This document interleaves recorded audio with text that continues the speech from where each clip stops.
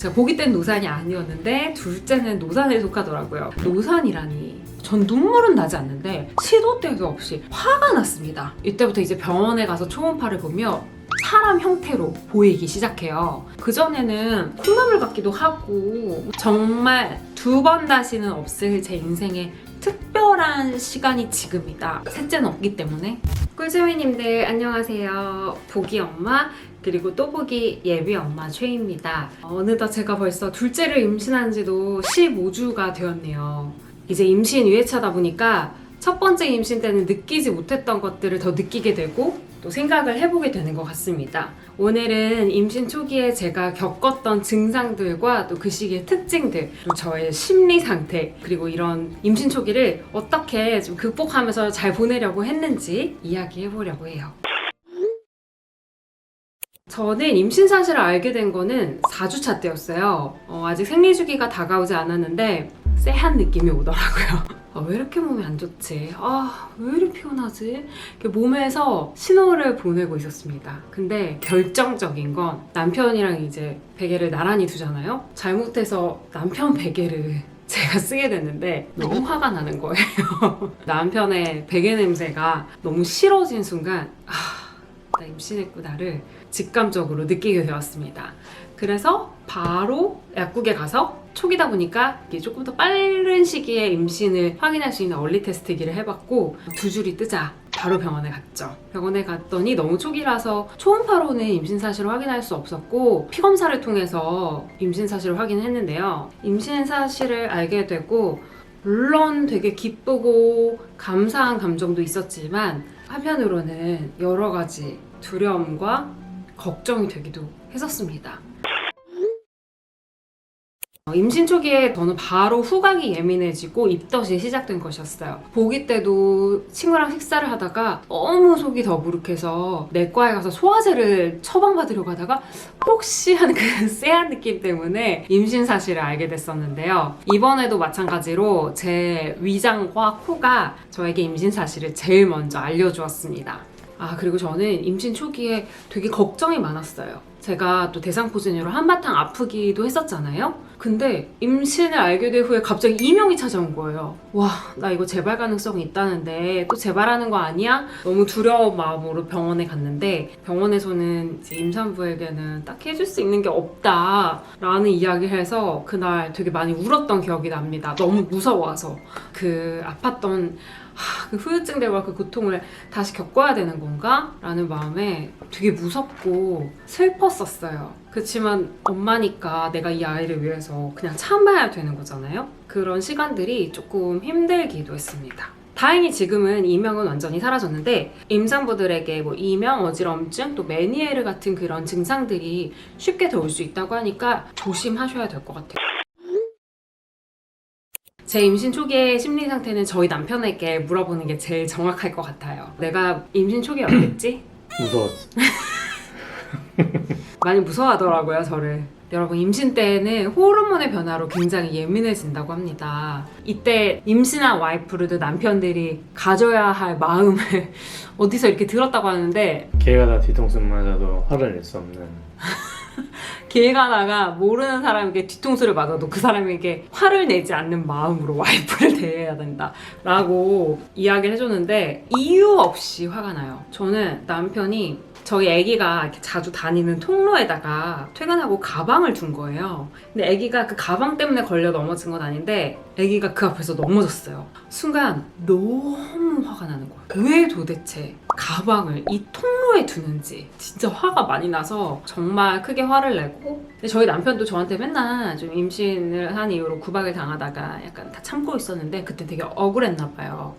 가방을 둘 데가 없다 라고 얘기를 하는 거예요. 그 말에 제가 더 격분을 해서 온 사방천지가 벽인데 왜 가방을 둘 데가 없는지, 왜 한복판에 그 가방을 둬야 되는지 일장연설을 하고 그 트라우마가 좀 남아있습니다.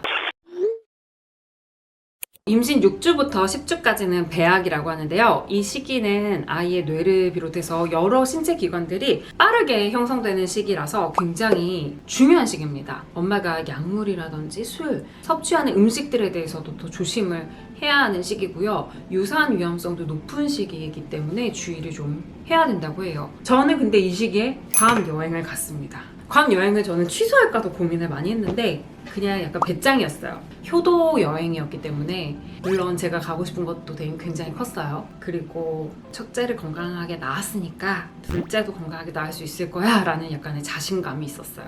그래서 괌 여행을 갔는데 가서 너무 힘들었습니다. 일단 입덧이 고통스러웠어요. 저는 이제 토덧을 해서 나갔다가도 갑자기 구토를 할 것 같아서 다시 집으로 뛰어 올라와서 막 구토를 하기도 하고 이런 힘든 시간들을 좀 보냈습니다. 이때부터 입덧 약인 디클레틴을 복용하기 시작했고요. 저녁만 되면 산 송장처럼 널브러져 있었어요. 괌 때 영상을 다시 보시면 여러분들이 이제는 느끼실 수도 있을 것 같아요. 입덧 때문에 좀 힘들었습니다. 그래도 이때는 난황으로부터 아이가 영양분을 공급받는다고 하니까 잘 못 드시더라도 너무 걱정하실 필요는 없다고 하네요. 엽산도 꼭 복용해야 되는 거 아시죠? 임신 전에는 400IU를 먹었다면 이제 임신 사실을 알고 난 후부터는 800IU 용량의 엽산을 섭취하고 있고요. 지금은 엽산, 비타민, 유산균, 칼슘 이렇게 복용하고 있고 이제 철분도 복용을 해야 되는 시기가 다가오고 있습니다.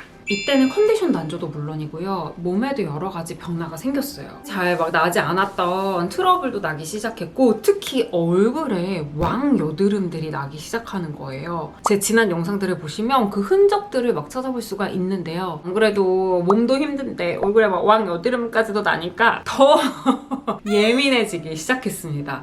거기에다가 이제 자궁이 커지다 보니 허리 통증이 심해져서 밤에도 잠을 잘 못 자는 거예요. 그러니 어떻겠어요? 짜증 대폭발이 된 거죠. 이때는 막 사람들이 시도 때도 없이 눈물이 난다는데 전 눈물은 나지 않는데 시도 때도 없이 화가 났습니다. 아주 작은 거에도 화가 나기 시작했어요. 하지만 이 화가 나는 게 내가 성격이 이상해서가 아니다.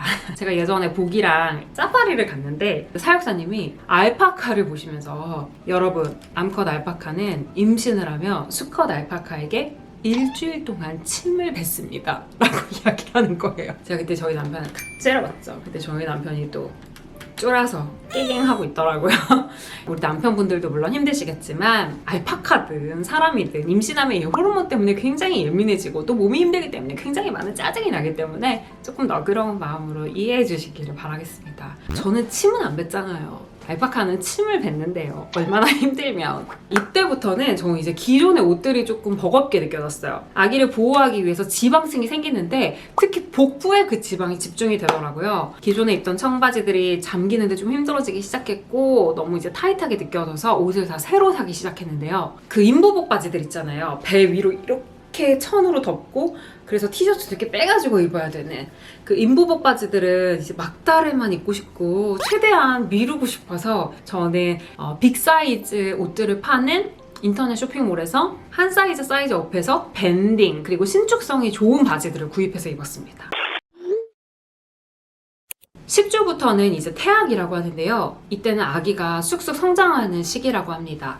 일주일에 1cm씩 자란다고 하니까 이때부터 이제 병원에 가서 초음파를 보며 사람 형태로 보이기 시작해요. 그래서 이때부터 저는 아기와의 애착이 시작이 된 것 같아요. 그전에는 콩나물 같기도 하고 잘 모르겠어서 그냥 애긴가 보다 라는 생각이었다면 이제는 정말 막 손가락도 보이고 코도 보이고 입도 보이고 하고 있으니까 내 뱃속에 아기가 있구나를 좀 더 엄마도 피부로 느끼게 되는 시기인 것 같습니다. 이때부터는 유산돌 함유율도 낮아지기 때문에 엄마들도 안심을 하게 되는데 저는 원래부터 운동을 꾸준히 해오던 사람인지라 임신 극초기부터 운동을 하긴 했어요. 원래 하던 사람들은 해도 된대요.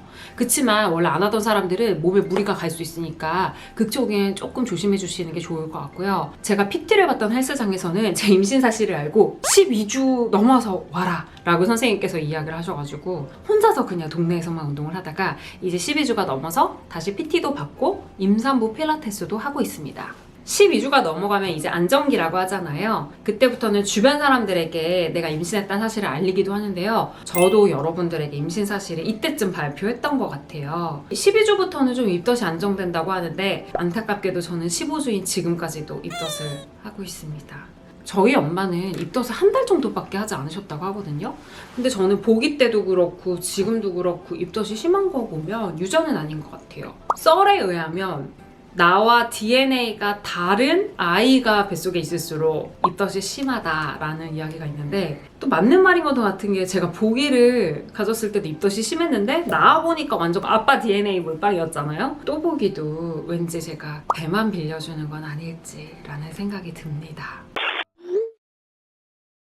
임신 13주 정도에는 이제 태아 목덜미 투명대를 검사하는 1차 기형아 검사를 하는데요. 저는 만 35세 이상이라 노산에 속하더라고요. 제가 보기 땐 노산이 아니었는데 둘째는 노산에 속하더라고요. 노산이라니. 아무튼 노산이라서 니프티 검사를 추가적으로 진행했습니다. 이제 피를 뽑아서 검사하는 거고 조금 더 기형 검사에 대해서 더 세부적으로 알 수 있는 검사인데요. 일주일 정도 있으니까 결과가 나왔고 다행히 저는 저위험군에 속한다는 안내를 받았습니다. 그래서 마음을 조금 놓았어요. 12주 정도에는 자궁이 자몽 크기 정도 된다고 하는데 저는 12주부터는 누가 봐도 진짜 임산부라고 알 수 있을 만큼 배가 툭 튀어났습니다. 둘째 배는 빨리 나온다고 하는데 그런 것 같아요. 한 번 늘어졌기 때문에 뭐 그런 거라고 하는데요. 둘째까지 건강하게 낳고 완벽하게 다시 예전으로 돌아가고 싶습니다.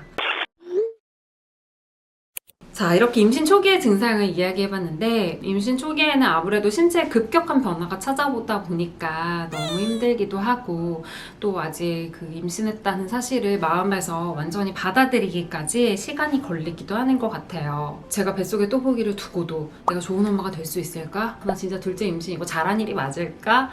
내 커리어에 지장이 생기면 어쩌지? 이런 별별 고민들을 하기도 했고 지금도 하고 있습니다. 그럴 때 그나마 제 마음에 조금 위안이 되는 건 정말 2번 다시는 없을 제 인생의 특별한 시간이 지금이다 라고 생각을 하고 있어요. 10개월이란 시간이 길면 길 수도 있지만 정말 다시는 돌아오지 않을 시간이잖아요.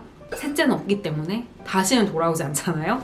그래서 이제 마지막이다, 진짜 마지막이다 생각하고 이 시간을 조금 즐겨보려고 노력하고 있습니다. 저도. 아마 임신을 준비하시는 분들도 막연한 두려움이나 걱정도 있으실 거고 임신하신 분들도 저처럼 뭐 신체적으로나 정서적으로 좀 힘들어서 어려운 시간을 보내고 계신 분들도 있을 수도 있는데요. 아기를 낳아보니까 그냥 얘는 나도 아니고 남편도 아니고 정말 또 하나의 세계더라고요. 이런 세계가 창조되는 진짜 위대한 일을 하고 있다. 스스로를 자꾸 격려해주는 게 필요할 것 같습니다. 너 진짜 위대한 일을 하고 있어 라고 스스로를 좀 격려해주면서 즐거운 마음으로 이 시기를 진짜 마지막 이 시기를 잘 보내야겠다는 생각을 저도 여러분들께 이 컨텐츠를 준비하면서 해봤습니다. 오랜만에 또 이런 토크 컨텐츠였네요. 재미있게 보셨다면 구독과 좋아요도 눌러주시고요. 제가 또 다음에 또 임신 중기 컨텐츠로 돌아오도록 하겠습니다. 최이로그도 많이 사랑해주세요. 안녕!